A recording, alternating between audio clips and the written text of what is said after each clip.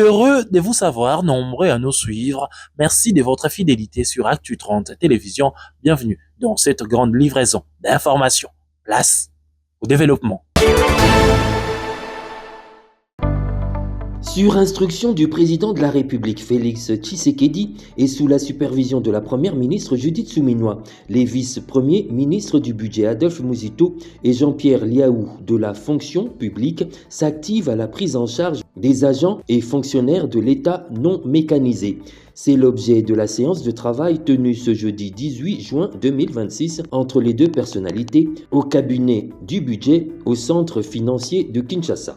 À en croire le vice-premier ministre de la fonction publique Jean-Pierre Liaou, cette mécanisation des agents non payés doit entrer en vigueur progressivement dès le troisième trimestre dit T3. Nous avons donc discuté autour de la question de la mécanisation, vous l'avez compris, des agents et fonctionnaires de l'État non encore pris en charge en termes de rémunération.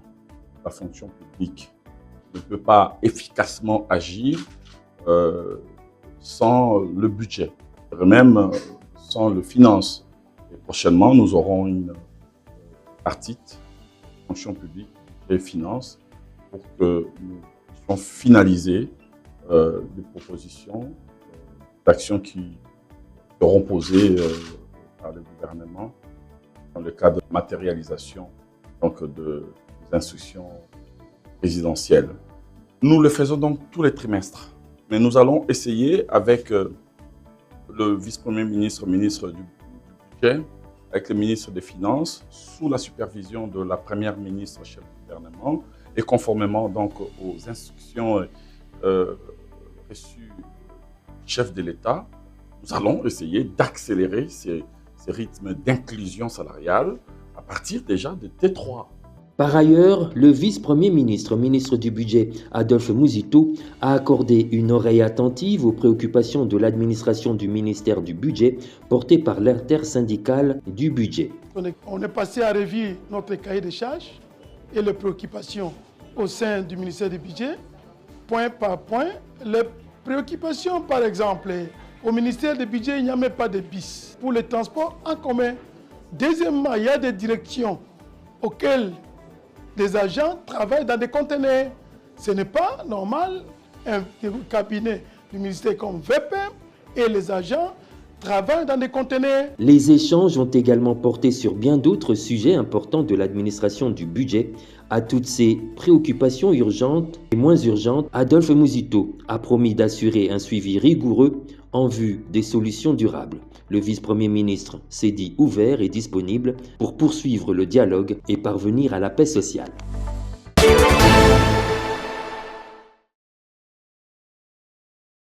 Au front dans la riposte contre la maladie à virus Ebola en RDC, la délégation du gouvernement a de nouveau atterri dans la ville de Bunia en Ituri. À la tête de l'équipe, Dr Roger Kamba, ministre de la Santé, et son collègue Patrick Mouyaya, porte-parole du gouvernement et ministre de la Communication et des Médias. Sur place, ils se sont imprégnés de l'évolution de la situation. Le gouvernement rassure de son engagement à mettre fin à cette épidémie.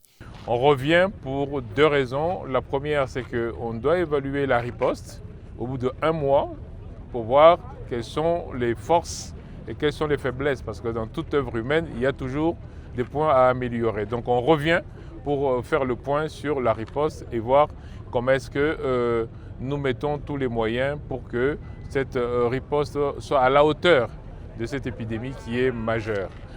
Deuxièmement, vous savez qu'il y a un nouveau gouverneur qui est arrivé et donc nous devons le rencontrer pour voir ensemble comment est-ce que nous continuons cette collaboration dans ce contexte épidémique. La maladie à virus Ebola, depuis sa déclaration il y a 1 mois, c'est déjà plus de 800 cas enregistrés.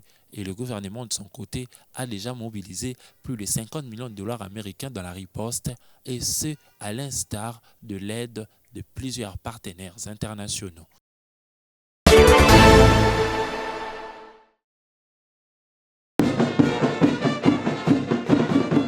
C'est un nouveau geste de solidarité que signe le ministre délégué à la Défense nationale, Eliezer Ntambwe Mposhi, en faveur des anciens combattants.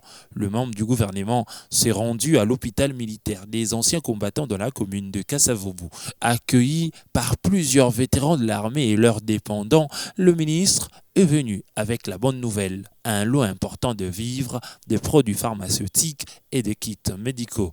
Cette assistance, fruit d'un partenariat entre les anciens combattants, des entreprises chinoises et la société Ecomitra, vise à renforcer la prise en charge sociale et sanitaire de ces hommes et femmes qui ont servi la nation sous le drapeau. Il y a que de travailler dans des conditions à malam.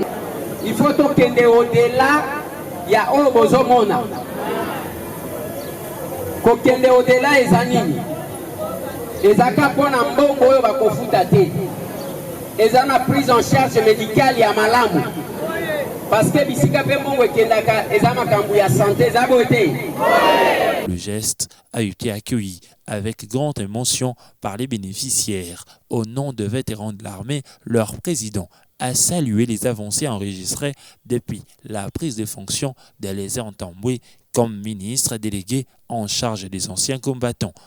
Merci Ebele,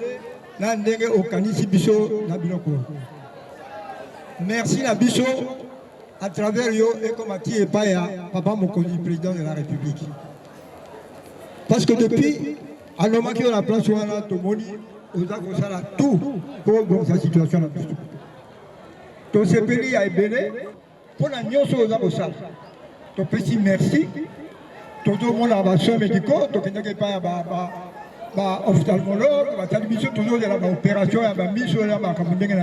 La cérémonie a été aussi marquée par la visite des installations de l'hôpital militaire des anciens combattants, une occasion de constater l'état des infrastructures et de plaider auprès des partenaires pour une réhabilitation de ces complexes sanitaires jugés indispensables pour l'amélioration des soins offerts aux pensionnaires.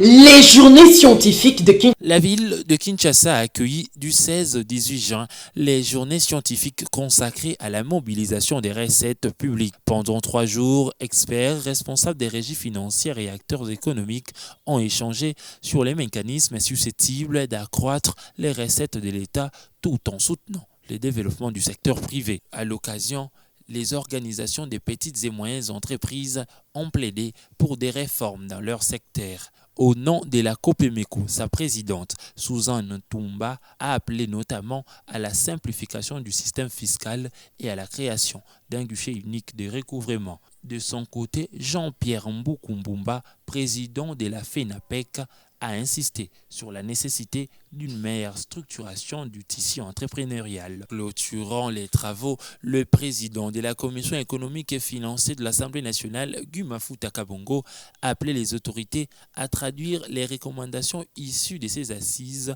en actions concrètes, tout en renforçant le contrôle parlementaire sur la gestion des ressources publiques. 3 jours pour répondre à une question.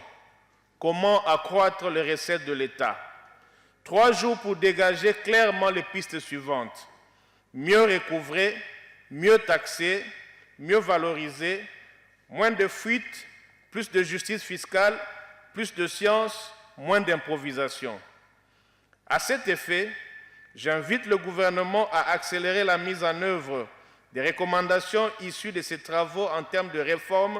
Nous demandons à l'Assemblée nationale de veiller particulièrement à l'évaluation des assignations budgétaires des régies financières pour garantir le bien-être de nos concitoyens. Il faut noter que les recommandations formulées par les petites et moyennes entreprises ont également porté sur l'élargissement de l'assiette fiscale, la lutte contre les fuites des recettes et la valorisation des ressources nationales.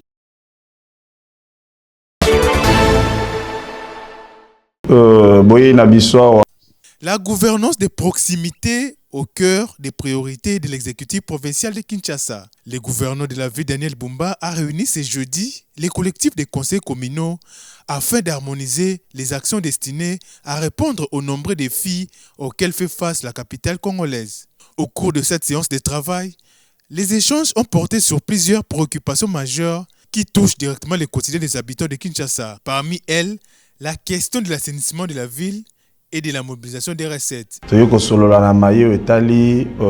Comité ou bien organisation où fait ça la quartier Nabiso pour réfléchir ensemble à comment mobiliser les recettes, comment organiser gestion et déchets dans la commune et dans le quartier Nabiso, pour réfléchir ensemble à la gouverneur de la ville, na mikolo zokoya liboso bo mona ke na chaque quartier, na chaque commune et aux ala na comité moko okochama wana pona salubrité ko lutter contre non paiement ya ba fiscalité, obéissance fiscale.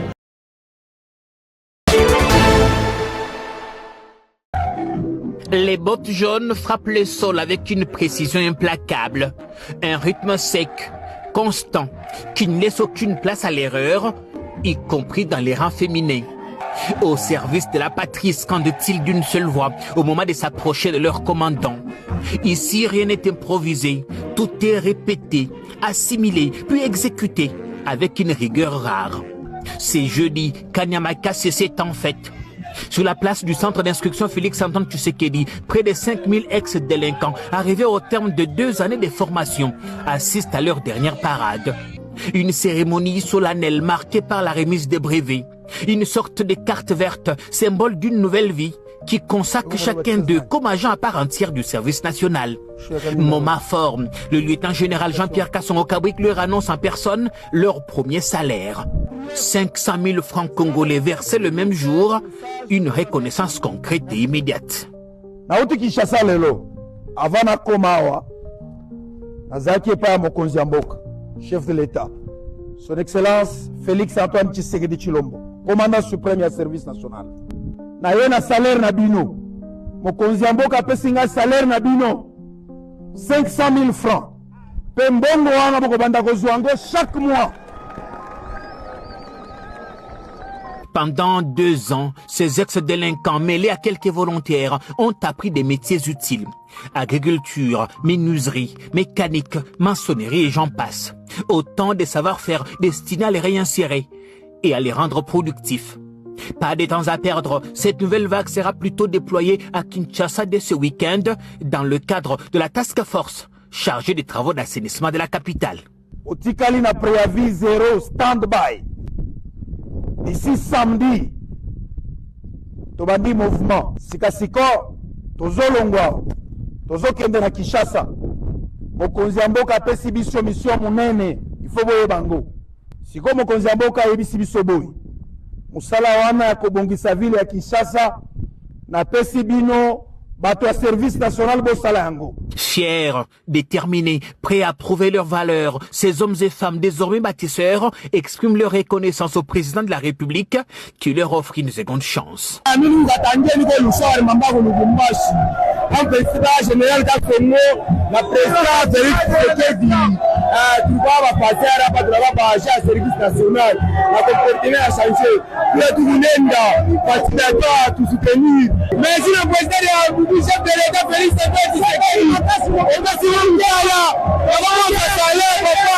À Kanyamaka, c'est une transformation s'est opérée. À Kinshasa, elle va désormais se voir.